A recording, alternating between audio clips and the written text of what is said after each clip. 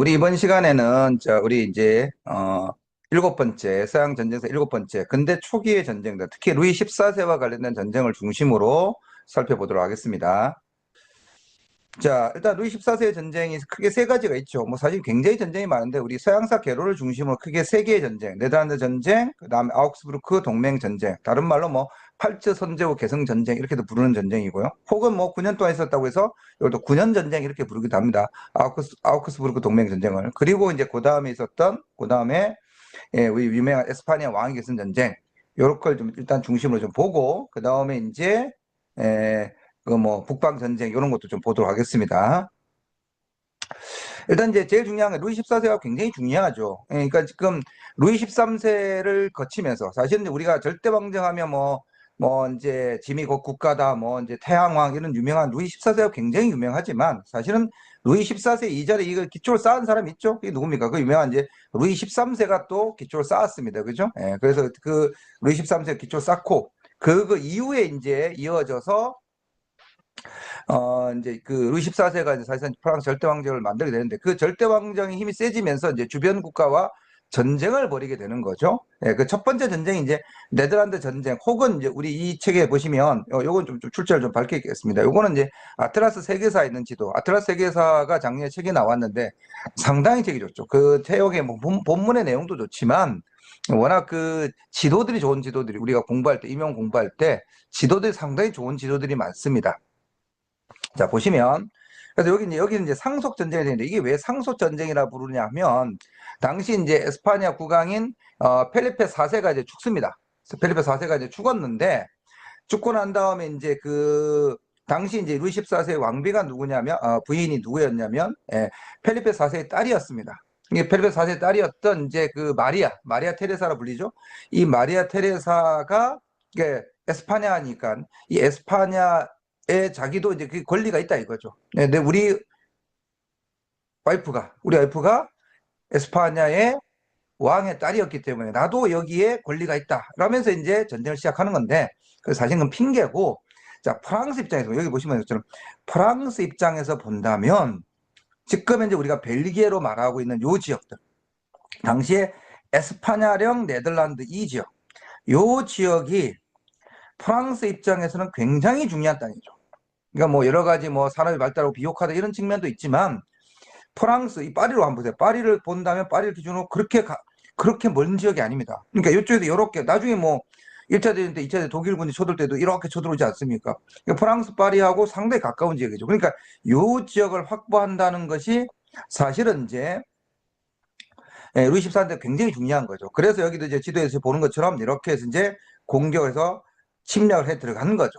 한참 전쟁을 했는데 결과는 뭐 프랑스 입장에서 나쁘진 않습니다. 어느 정도 성과가 있었죠. 네이메인 조약, 이거 외우셔야 되죠. 네이메인 조약이라는 조약을 통해서 어디 프랑스 콩테. 자, 나중에 계속 지도 볼 건데 이거 굉장히 중요합니다. 프랑스 콩테 여기죠 여기. 요만큼이 프랑스 콩테가 됩니다. 요만큼이. 요 지역을 확보합니다. 자, 우리 아까 그 카토 캄브리지 조약 기억나십니까? 앙리 2세하고 펠리페 2세 사이에 체결했던 그 카토 캄브리지 조약. 그게 뭐죠? 여기 메스, 베르댕, 아까 툴 이렇게 있었죠. 요 지역. 요 지역은 벌써 그 전에 확보했고, 그리고 30년 전쟁의 결과인 베스팔렌 조약으로 요만큼은 확보했고, 그리고 이제 남동부 지역도 이제 확보하고, 그리고 확보하는 거 되는 거죠. 요렇게 돼서 이제 뭐 나쁘지 않은 장사가 되는 겁니다. 자, 그리고 이제 그 다음에 이제 그로부터 좀 이제 거의 한 10년 지나서 아우크스부르크 동맹, 이건 아우크스부르크 동맹이라는 걸 결성해서 그렇습니다. 결론적으로 말하면 루이 14세에 대항해서 당시 팔츠 선제부터 웬만한 중요한 유럽의 국가들은 전부 다 아우크스부르크 동맹에 가담을 하게 됩니다. 왜? 여기 지도에 나와 있는 것처럼 이게 이제 9년 동안 싸웠대서 9년 전쟁이라고 하기도 하고, 다른 말로 팔츠 뭐 개성전쟁 이렇게도 부릅니다. 왜냐하면 팔츠 선제우가 죽었는데 거기도 또 자기의 또 일가 친척을 들이밀어 가지고 나도 여기 개성권 있어 그러면서 이제 쳐들어가는 거죠. 그럼 조금 전에 보셨던 것처럼 요쪽이 프랑스와 공태고 여기는 확보했고, 그렇죠? 메스 베르댕 툴도 여기 이제 어느 정도 확보했고, 여기죠? 그러면 더 가가지고 여기도 점령하고 싶은 거죠. 여기도 점령을 해서 확실하게 이제 프랑스의 북동부 지역을 확실하게 자기의 권역으로 만들고 싶었던 거죠. 자, 그런데 요거는 이제 별로 그렇게 성공하지 못합니다. 예, 그래서 루이 14세가 라인강 서부의 독일 영토를 확보하기 위해서 전쟁을 시작한 거고, 그리고 이제 이게 라이스바이크죠. 여기 있죠, 라이스바이크. 요즘은 사실은 이제 우리 서양서 개론에서 이제 라이스바이크라고 해서 요즘은 이제 라이스바이크보단 레이스베이크라는 표현을 훨씬 더 많이 쓰죠. 이게 원래 요새 이름이 그렇잖아요. 라이스바이크 조약으로 알자스를 이제 확보합니다. 우리가 나중에 알자스 로렌 이야기도 좀 더 하게 될 건데, 알자스가 뭐 도시가 아닙니다. 예, 알자스 지방이라고 해서 상당히 넓은 땅을 가지고 있습니다. 뭐 정확하게 제가 면적을 찾아보진 않았지만 어느 정도 우리식으로 말하면 서울 정도의 땅은 되는 거죠. 서울시 정도의 땅은 꽤 넓은 땅입니다. 그 중에 이제 한 번에 이제 프랑스가 점령한 게 아니라 일부 조금씩 점령해서 이제 점점점 점령을 넓혀서 나중에 이제 알자스의 대부분을 확보하게 되는 거죠. 자, 그러면서 이제 어느 정도 현상 유지에 이제 된 거고, 문제는 여기 지금 나와 있지 않지만 이렇게 전쟁을 너무 함으로 해서 프랑스가 이제 유럽의 강국이 되었다는 걸 보여주기도 하지만 동시에 여기에 대해서 주변 국가들이 이제 경계심이 점점점 심해지는 거죠. 특히 이제 이 아우크스부르크 동맹 전쟁, 즉 팔츠 선제국 개성 전쟁 같은 경우는 당시 오스트리아의 국왕의 황제였던 신성의 황제였던 페르디난트가 누구하고 싸우고 있는 중이었냐면 오스만 제국하고 싸우고 있는 중이었죠. 오스만하고 이제 막 빈 포이전하고 막 싸우고 있는데 굳이 여기도 전쟁했기 때문에 도덕적으로 상당히 이제 비난을 받는 그런 전쟁입니다. 자, 그 다음에 굉장히 중요한 전쟁. 에스파냐 왕위 전쟁은 뭐 배경은 뭐 그렇게 어렵지 않습니다. 배경은 어렵지 않고 우리가 결과, 위트레이트 조약 이름도 정확하게 외우셔야 되고요. 내용도 정확하게 다 기억하셔야 됩니다. 굉장히 중요합니다. 뭐 배경 간단합니다. 에스파냐 국왕 카를로스 2세가 죽었는데 후사가 없었던 거죠. 후사가 없어서 이제 루이 14세 손자인 필리프를 왕의 계승자로 이제 지명을 하게 됩니다. 왕의 계승자. 왜냐면 여기 이제 그 에스파냐 아까 우리 봤죠? 아까 루이 14세의 그 부인이 이제 누구였습니까? 필리페 4세의 딸이었던 마리아 테레사 아니었습니까? 근데 그 후손들인 거죠. 그러니까 이제 이게 계승권이 있다 이거죠. 자, 그러면서 이제 전쟁이 시작되는 겁니다. 자, 그래서 이제 에스파냐와 프랑스 합병을 두려워한 오스트리아, 영국 등이 참전하게 되면서 위트레이트 조약으로 이제 끝나는데, 자, 첫 번째 암기할 거.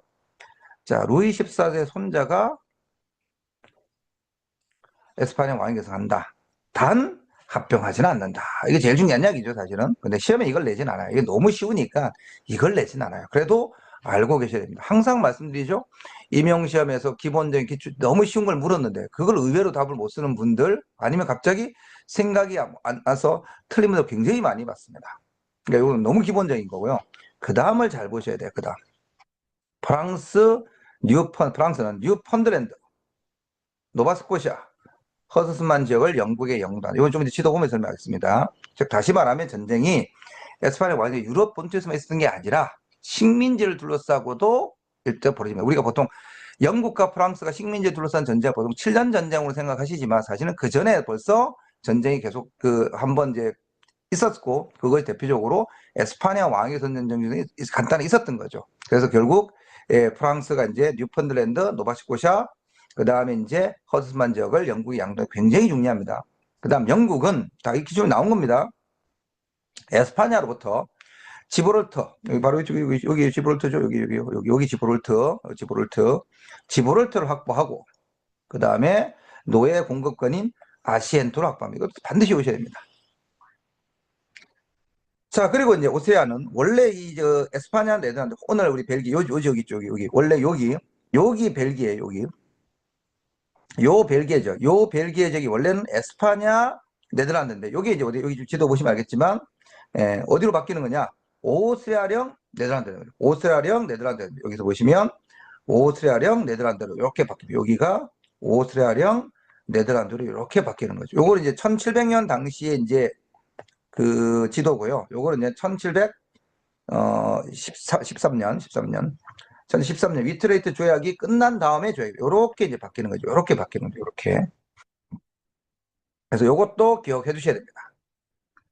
그 다음 사보에 나중에 이제 우리가 이제 이탈리아 왕국의 이제 기원인 그 사보에는 어디로 확보했냐면 시칠리아인데 여기 잘 보세요. 여기 보시면 시칠리아 1700년 그러니까 다시 말하면 에스파냐 왕위는 끝나기 전에 시칠리아는 누구냐면 에스파냐 겁니다. 그죠? 시칠리아가 여기죠? 에스파냐 합스부르크 돼 있죠. 이게 여기 지금 파란색으로 돼 있는 거. 네, 샤르데냐, 시칠리아, 나폴리 전부 다 에스파냐 합스부르크. 그냥 우리 에스파냐 합시다. 에스파냐 거거든요. 근데 이제 요 에스파냐 왕위 선정 결과인 미트레이트 조약으로 해서 사보이가 시칠리아를 획득합니다. 요 시칠리아가 이제 눕게 된다. 사보이 있게 되는 거죠. 여기 보시면 여기에 이제 사보이 있게 됩니다. 여기 보시면 여기 사보이 나오죠. 여기 사보이 왕국. 요 사보이 이렇게 되고 그다음 요것도 이렇게 됩니다. 이렇게 된 거죠. 그런데 이걸 나중에 이제 누가 하고 사르데냐가 교환하는 거죠. 위에 있었던 사르데냐, 아이고, 지도 잘못 그렸네요. 죄송합니다. 말 잘못했네요. 여기 있는 사보이하고 여기 있는 사보이 공국하고 시칠리아를 이렇게 확보한 거죠. 그런데 요 시칠리아하고 사르데냐를 나중에 교환한 거죠. 그러니까 이제 나중에는 어떻게 되냐면 사보이는 요거하고 요렇게 되고 이게 여러분 알고 있는 사보이 공국에서 나중에 사르데냐 왕국으로 발전하게 된 중요한 배경이 되는 거죠. 그 다음 프로이센의 프리드리 1세 이는 이제 국왕 칭호. 이건 사실 좀 찾아보시면 정확하게 설명하면 전쟁이 일어났을 때 프리드리 1세가 국왕의 칭호를 획득했어요. 그런데 이제 미트레이트 조약으로 사실상 승인을 받았다 이렇게 보셔도 괜찮습니다. 보셔도 됩니다. 다시 한번 정리하면 뭐 배경 이런 건 하나도 안 어려우니까 신경 쓰지 마시고 자 미트레이트 조약 첫 번째 내용이 뭐다? 루이 14세 손자가 에스파냐 국왕이 된다. 그런데 합병하지 않는다. 이게 첫 번째. 두 번째 프랑스는 뭘 넘겨준다? 저기 캐나다 지역에 있었던 북미 지역에서 뉴펀드랜드, 노바스코샤, 허드슨 지역을 양도한다. 영국은 에스파냐로부터 아시엔토, 즉 노예 공고를 확보하고 지브롤타를 확보한다. 그리고 오세아는 네덜란드를 벨기에를 확보한다. 오늘날 벨기에, 에스파냐 네덜란드를 확보한다. 그래서 에스파냐 네덜란드가 오스트리아령 네덜란드가 된다. 이렇게 보시면 되고 그 다음 사보이는 시체를 획득했는데 그걸 나중에 사르데냐와 바꿔가지고 나중에 샤르데냐 왕국 이게 될 수 있는 기반을 만들었다. 그리고 여섯 번째 프로이센은 프로이센 1세가 이제 뭐 공국 이게 아니라 이제 왕국으로서 가는 기틀을 만들게 되었다. 이렇게 보시면 됩니다. 자, 그다음 요 지도 굉장히 중요하죠. 요 지도 여기 이제 이제 에스파냐 왕위 전쟁 끝난 직후에 지도인데 여기 보면 옛날에는 여기 보시면 자, 이게 이제 우리 이게 보라색으로 이렇게, 보라색, 이게 초록색으로 되어 있는 거죠. 초록색. 여기 그냥 초록색 할게요. 초록색이 잘 없네. 초록색 이렇게 보시면, 요렇게 되어 있는 요 초록색 이 지역, 요 지역에 이제 새로운, 프랑스에서 누벨 프랑스, 새로운 신 프랑스 이런 뜻입니다. 여기였고, 그 다음 뭐 영국 식민지 설명할 거 요렇게 이제 보스부터 이렇게 쭉 있었던 거죠. 자, 이렇게 했는데, 자, 여기 중요한 게 나오죠. 미트레이트 조약으로 프랑스가 영국에 양보하는 거. 세 개 있었죠? 뉴펀드랜드, 허드슨만, 뉴펀드랜드, 그 다음에 여기는 아카디아로 되어 있는데 여기 노바스코시아입니다. 이 아카디아가 나중에 노바스코시아가 되는 거거든요. 그래서 이 아카디아, 요렇게. 그래서 노바스코시아, 뉴펀드랜드, 그 다음 허드슨만이 넘어가게 되는 거죠. 넘어가고, 그 다음 에스파냐 식민지 여기 플로리다, 그 다음에 이제 누에바 에스파냐 부항령이라고 해서 이쪽은 에스파냐 거죠. 여기 플로리다. 요 플로리다가 나중에 이제 결국은 이제 어디로 넘어가느냐? 영국한테 넘어가게 되죠. 7년 전쟁 이후로 영국한테 넘어가게 되는 거죠. 이 정도만 보시면 되고, 그다음 북방전쟁까지 하고 딱 끊으면 좋겠습니다. 북방전쟁까지만 하고 끊겠습니다. 북방전 간단하니까요. 예. 자, 저기 표트르죠. 표트르하고 이제 스웨덴을 붙는 거죠. 그래서 러시아가 폴란드가 연합해서 스웨덴과 싸웠고 나르바 전투에서 표트르의 러시아군을 대표해서 이 나르바 전투는 들어만 주시면 됩니다. 그 대신에 폴타바를 한 번씩 물어보니까 좀 봐주세요. 폴타바에서 러시아군이 승리하면서 니스타드 조약을 체결하게 됩니다. 그리고 이 니스타드 조약에서 카렐리아, 이거 굳이 안 해도 됩니다. 이걸 외우면 좋긴 한데 여기 잘 안 외워져. 카렐리아, 잉그리아, 에스토니아, 리보니아 획득했다는 거 들으면 안 두셔도 되고 보통 이 처음 하시는 분들은 그냥 니스타드 조약 정도 이름까지만 기억해도 많이 공부한 겁니다. 우리가 이제 조금 이제 공부를 많이 하셨던 분들은 이름도 외우고 계실 건데 여기 보시면 이제 세 개 나오죠. 처음 보죠, 여러분들. 여기 보시면 여기가 리보니아, 에스토니아, 잉그리아, 그 다음에 이제 카렐리아. 요렇게 카렐리아, 잉그리아, 그 다음에 에스토니아, 리보니아 이렇게 되는 거죠. 위에서도 요렇게 요 지역을 북방 전쟁의 결과로 표트르 대제가 확보했다라는 겁니다. 자, 그다음 자, 러시아 투르크 전쟁이 뭐 여러 가지가 있는데 요거는 이제 여러분의 에카테리나 여제, 에카테리 여제 때 있었던 러시아 투르크 전쟁입니다. 자, 흑해로 진출하려고 하는 러시아와 이를 막는 오스만 제국 사이에 대립을 하게 되고, 그래서 예카테리나 여제, 예카테리나 2세가 러시아군이 승리해서 쿠츠크 카이나르지 조약을 체결하게 됩니다. 이것도 처음 하시는 분들은 몰라도 괜찮습니다. 뭐 여기까지 가면 굉장히 공부를 굉장히 많이 한 겁니다. 이거보다 아까 우리 봤던 에스파냐 왕위 전쟁 결과인 뭘 더 기억한다? 위트레트 조약을 암기하는 게 훨씬 더 중요한 겁니다. 이건 들어봐 주세요. 쿠츠크 카이나르 조약, 흑해 연안의 일대와 크림반도, 크림반도를 확보하고 러시아가, 그리고 흑해를 자유롭게 항해할 수 있고, 그리고 그 흑해를 자유롭게 통행하려면 어떻게 해죠? 우리 여러 번 지도 그랬었죠. 요렇게 그렸을 때 요렇게 그렸을 때 요렇게 그려야 되겠죠. 여기가 이스탄불이에요. 그러면 요 밑에 있었던 게 뭐죠? 예. 위에 쓰는 게 요 위에 쓰는 여기 이스탄불, 죄송합니다. 여기 이스탄불. 그럼 요 위에 있었던 게 보스포러스 해협, 보스포러스 해협이고, 그 밑에 쓴 게 다르다넬스 해협이 되는 거죠. 예. 그래서 다르다넬스 해협과 보스포르 해협. 요 가운데 있는 요게 마라해죠, 마라해. 여기가 이제 흑해가 되는 거고. 당연히 흑해를 이렇게 지나가려면 여기를 확보해야 될 거 아닙니까? 그러니까 같은 말이 사실은. 흑해 자유항해권과 보스포러스와 다르다넬스 해협의 통과권을 획득한다. 여기만 있으려고, 흑해 여기만 돌아다니려고 흑해 항해 자유권 획득하는 게 아니죠. 결국 그걸 통해 어디로 가려고 한다? 결국 지중해로 나가고 싶었던 거죠. 이건 요 정도까지만 오늘 하도록 하고, 다음 시간에 이제 그 뒤에 오스트리아 왕위 전쟁에 대해서 이게 좀 지도가 복잡하거든요. 예, 7년 전에 마찬가지. 그건 다음 시간에 공부하도록 하겠습니다.